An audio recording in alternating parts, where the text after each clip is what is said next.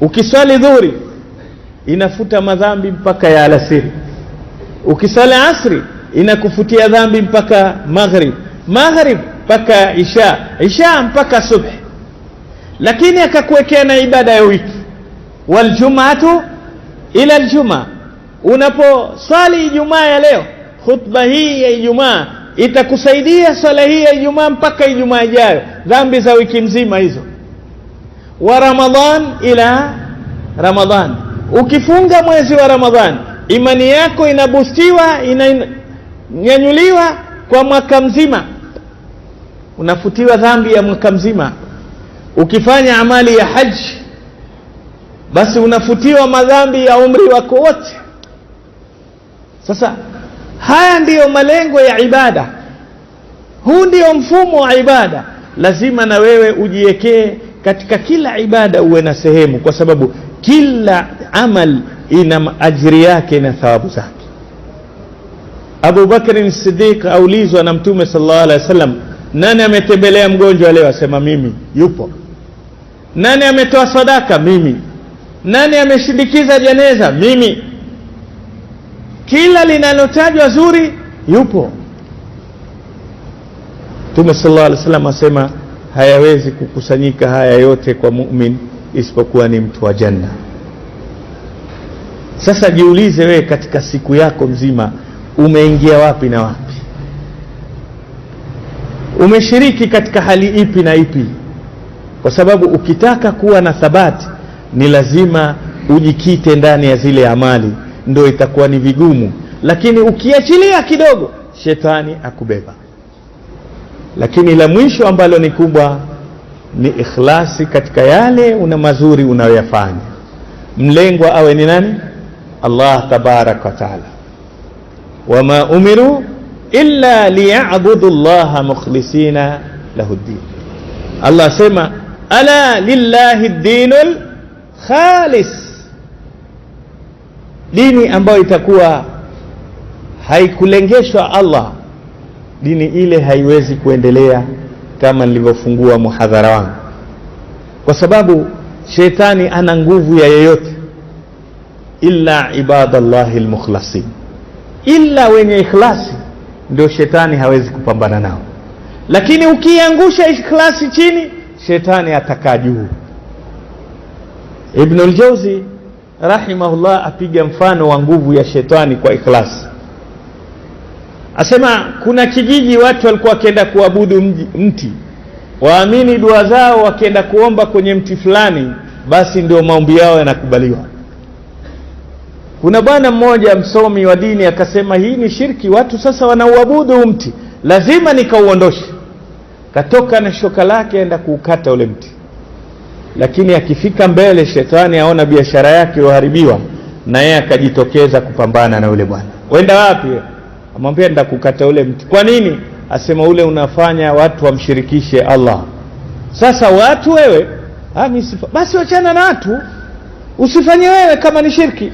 Akamwambia mimi ni mja wa Allah, lazima niitetee tauhid. Mapambano yakaanza shetani na ule bwana. Basi shetani alipigwa sana mpaka akaomba over kidogo, mapumziko. Akaomba hebu tuelewane, tufanye masuluhisho. Sawa, una uwezo wa kukata, utaniua wewe, hebu subiri. Nisubiri nini? Amwambia bwana sikia, wewe waweza kukata ule mti, lakini mimi nakuomba usikate. Na kama utanisikia, kila asubuhi ukiinua mto wako utaona dinari 20. Kila asubuhi kwenye pilo yako ukiamka, ukifungua nitakuwekea hela. Jamaa kutajiwa hela, akili ishabadilika. Una hakika? Usiponipa nitakuua kabisa. Si ungojee kesho. Kama ukuziona, kata mtu nikate na mimi. Jamaa asubuhi akiamka, dinari 20 zipo. Asema alikula kibano jana, lazima atoe. Lakini siku ya pili kweli, siku ya tatu, siku ya 4 akifungua mtu hakuna kitu. Asema leo sikati na shoka moja, mashoka mawili nitakata hivi. Toka na mashuka yake. Akifika njiani, yule bwana amngojea, amwambia enda wapi? Asema nenda kukata. Wajua kuwa umenidanganya. Akamwambia kudanganya nini?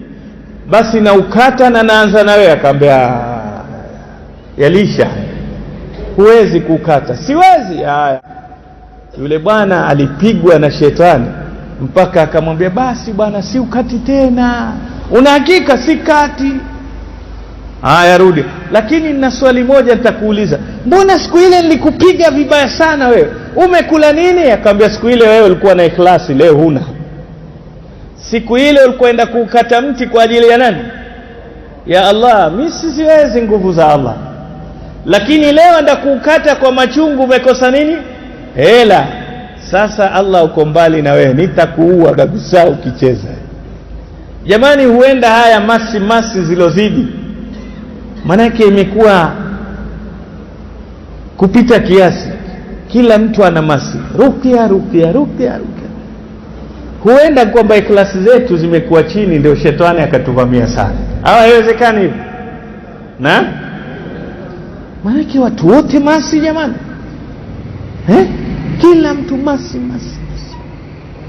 Mpaka hao wenye kufanya hizo rukia nao wameteka advantage. Sasa imekuwa soko huru, kila mtu aweza kuuza kwa vile anavyotaka. Kama huku kwenu hamna, shukuruni, lakini kule kuna viwango hasa. Kuna mama mmoja alishtakia, akanambia siku za mitihani alimuita bwana wa rukia, akamwambia nitakomsomea mwanangu aingia kwenye mtihani ili afaulu.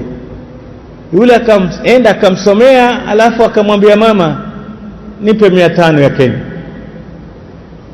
Yule mama akamwambia mbona nyingi hivyo? Akamwambia ewe, basi mimi nina rukia mpaka ya 10,000. Wewe ninakuona hizi hali zako, ndo nikakusomea hii ya chini. Sasa yule mama akakaa, ule mtoto wake hakupasi shule, akaanguka. Akanambia yule shekhe leo hapiti kuswalisha hapa. Siku ile alimsomea ile duni, rukia duni, ndio mwanangu akafeli. Hakupasi ule mtoto. Tena mimi sikutia akilini, aliniambia ninamsomea ile ya chini. Sasa kama si ya chini, sinianguke mwanangu. Yeye ndiye amemfelesha mwanangu, atalipa 500 yangu. Sasa Qur'ani pia inapokosa ikhlasi kiasi hiki, thabati inaenda chini. Ikhlasi ndicho chombo muhimu cha kutubeba jamani.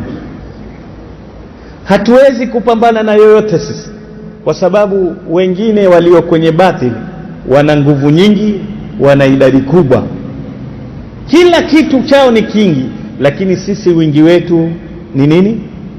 Ikhlas. Ikhlasi yetu ile yashinda wingi, yashinda vingi. Kiasi tutakavyoibeza ikhlas katika nyoyo zetu, mambo yetu tukawa tumekuwa kwa mambo ya dhahiri tuko mbele kuliko amalul qulub.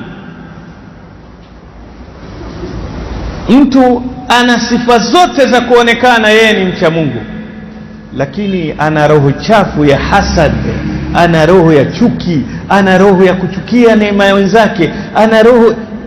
Sasa vazi lako, safu yako ya kwanza, haya ni mambo yaonekana, bora uyatengeneze yale yasionekana, kwa sababu haya nje wayatengeza ili kiumbe ayaone, na kiumbe hana shukurani. Wanadamu hata ukamfanyia wema wanasema tenda wema wende zako, singoje nini. Lakini Allah ukamfanyia dogo sana, kwa ikhlas malipo yake ni makubwa sana. Kama twajitahidi kuwaonyesha macho ya wanadamu mazuri yetu ambao hatulipi kitu, tujitahidini kumuonyesha Allah sile sehemu yake ya siri, aione nzuri, tupate malipo makubwa. Angalia ikhlasi inavyofanya kazi. Hadithi sahihi ya Mtume Muhammad sallallahu alaihi wasallam ya yule mwanamke ambaye ni baghia katika Bani Israeli, mwanamke aliyokuwa akijiuza mwili. Tukisema ajiuza mwili aeleweka, si ndio? Biashara yake ni mwili wake. Ametoka vijijini huko, amekuja piga kambi yake mji mkuu au tauni fulani, ajiuza. Bila shaka mwanamke mwenye kujiuza mwili hana thamani, au sio? Hana thamani kwa watu kabisa. Lakini mwanamke huyu aliamua kufanya toba, thamani, au sio? Hana thamani kwa watu kabisa. Lakini mwanamke huyu aliamua kufanya toba, akaamua kuondoka pale, arudi vijijini kwao. Nafanya nini mimi? Kazi gani ninaofanya? Kazi ya aibu, najidhalilisha, najitoa, heshima yangu imevunjika. Akaamua yuarudi kwa toba yake, kwa sababu akiwekwa kwenye mazingira yale yatamshawishi na hatoweza kuacha. Akaamua ahame kabisa lillahi. Kwenye safari yake akapambana na kiu ya hali ya juu na hakubeba maji, ikabidi aingie kwenye kisima achote maji, anywe maji mpaka amalize kiu yake. Alipotoka akamkuta mbwa, ulimi wake karibu kugusa mchanga, yuahema kwa kiu. Akasema huyu mbwa ana shida kama zile zangu, hiki ni kiumbe cha Allah, hitabu aliyoipata ni kama ile aliyokuwa nasikia mimi. Akarudi akabeba kiatu chake, akaenda akachota maji, akimnyosha ule mbwa, ashuka chini, akija mpaka yule mbwa akamaliza kiu. Mtume sallallahu alaihi wasallam asema Allah alimsamehe dhambi zake zote, kwenye riwaya akamuingiza peponi. Nataka mambo matatu yazingatie ndio tuone kazi ya ikhlas. Alofanya wema huu ni mwanamke ambaye hana thamani kwa jamii, au sio? Duni. Lakini na chombo, gharama iliyotumika ni kiatu. Kiatu kina thamani. Hivi mtu akwambia wewe si mtu tena siku hizi, wewe kiatu, utasema amenisifu. Wewe si mtu kiatu bwana siku hizi, tarusha makonde, kwa sababu amekutusi kukuita nani? Kiatu. Kiatu hakina thamani. Lakini alofanyiwa pia ni mbwa ambaye mbwa hana thamani, au si? Au hana thamani? Mbwa yuwafanya kazi kubwa katika kumsaidia mwanadamu. Shamba mbwa, mwindaji wake, mlinzi wake. Lakini mwanadamu akitaka kumtusi mtu, tusi baya umuita nani? Wenda mbwa wewe. Hana bahati mbwa maskini. Kazi anamfanyia mwanadamu, na mwanadamu ndiye amemwangusha kwamba ndiyo kiumbe kibaya zaidi, duni. Na hii ndio tabia ya mwanadamu. Mwanadamu haza kukimchukia ambacho hakina shari. Yusuf alituchukiwa kwa kheri yake, kwamba aishi vizuri na babake, ikawa ndio uwa, au sio? Au alikuwa na aibu fulani Yusuf? Hakuwa na aibu yoyote. Aibu kwamba ni mpenzi wa nani? Baba. Akimpenda mtoto ina maana yule mtoto ni mtiifu, si ndio? Sasa ule utiifu wa Yusuf ulifanya akachukia. Mwanadamu anaweza, wewe angalia mwanadamu huyu yuamsifu simba. Nani aliyosaidiwa na simba? Yuko. Wewe ukimwona tu simba upambane naye, si lazima utawadhi upya? Utakuwa na tahara tena? Hakuna anasaidika na simba. Lakini mwanadamu akitaka kumsifu mwenzake, sasa simba wewe, tuko pamoja, amsifu nani? Na simba ni adui ya mwanadamu. Mbwa ni msaidizi wake na ndiye mtu. Sasa vitu vitatu zote duni. Alofanya wema ni mtu duni, yule kitombo kilichotumika kiatu duni, aliyesaidiwa kwa wema ni mnyama duni. Lakini kwa kuwa yule hakukuwa na Umoja wa Mataifa kuona wanyama wanasaidiwa, chukuliwa makamera zikarushwa, alikuwa jangwani peke yake, yuwafanya kwa ajili ya nani? Ili muingiza wapi? Tujitahidi katika maisha yetu hii iwe ni ngome, ikhlas kiwe ni chombo ambacho kitatubeba mpaka mwisho wetu, kwa sababu utakapoyafanya kwa ajili ya Allah, wewe siku zote Allah yupo, hakuna siku utakatiza. Mwenye ikhlas akionekana na asionekane, kazi yake ni aina moja. Kama una ikhlas kwenye watu wengi, waweza ukafanya mazuri, ukiona hakuna mtu ukafanya mabaya. Lakini ukiwa na ikhlas, kokote ulipo Allah yuko, au sio? Baba mmoja atembea na watoto wake atoka shamba kijijini huko, wasafiri, watoto njaa wawili. Baba, tutafika sasa hivi nyumbani. Lakini bahati nzuri akikona kuna bustani, shamba imewekwa ukuta mzuri, matunda yaning'inia nje ya ukuta ule. Baba akasema, wanangu washajibiwa dua, washapata chakula. Akamwambia, wanangu, chakula sasa tayari, lakini na nyinyi lazima mfanye kazi. Ile shamba si yangu, nenda kuiba. Sio yangu ile shamba, yaani matunda sio yangu. Sasa muwe waangalifu. Ukiona tu kuna mtu ametokezea, usiniambie baba, imba ya baba, mtajua kumeharibika. Basi yule bwana akapanda mpaka nile kushikilia ile tunda. Kuna yule mtoto mdogo anaangalia magharibi huko, akaanza ya baba chini. Mzee akaja yuwahema nini, amuuliza mbona? Akamwambia, yuko wapi? Akamwambia,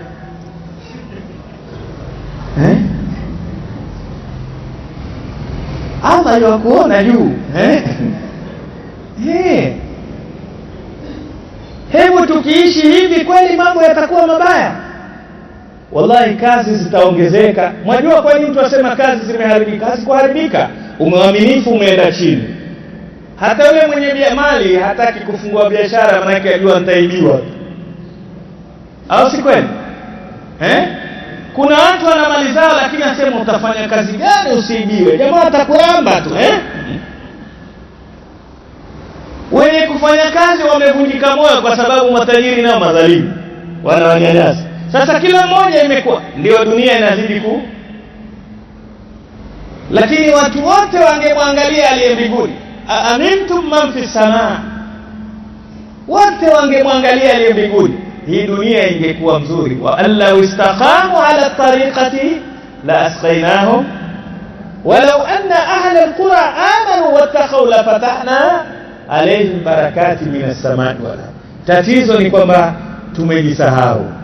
Sisi waumini hatuna mabadiliko, msimamo wetu ni hivi, kwa sababu sisi tuna Allah na Allah yupo siku zote. Kwa hivyo hakuna leo mzuri kesho mbaya. Siku zote uzuri wako unamfanyia Allah, na Allah yuhibbul muhsinin, awapenda wenye kufanya mazuri. Tumomba Allah tabaraka wa taala aturuzuku ikhlas, atupe thabati katika maisha yetu, tuwe ni waja ambao tutampenda Allah tabaraka wa taala na tutadumu katika matendo mazuri. Allah atusamehe pale tulipokosea, Allah atujazie pale palipopungua katika khairi. Allah atujalie min alladhina yastami'una alqawla fayattabi'una ahsana.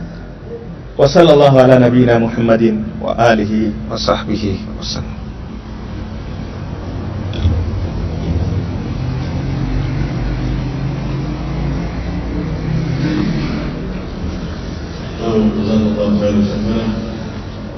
Kwa msafara ambayo umetupa,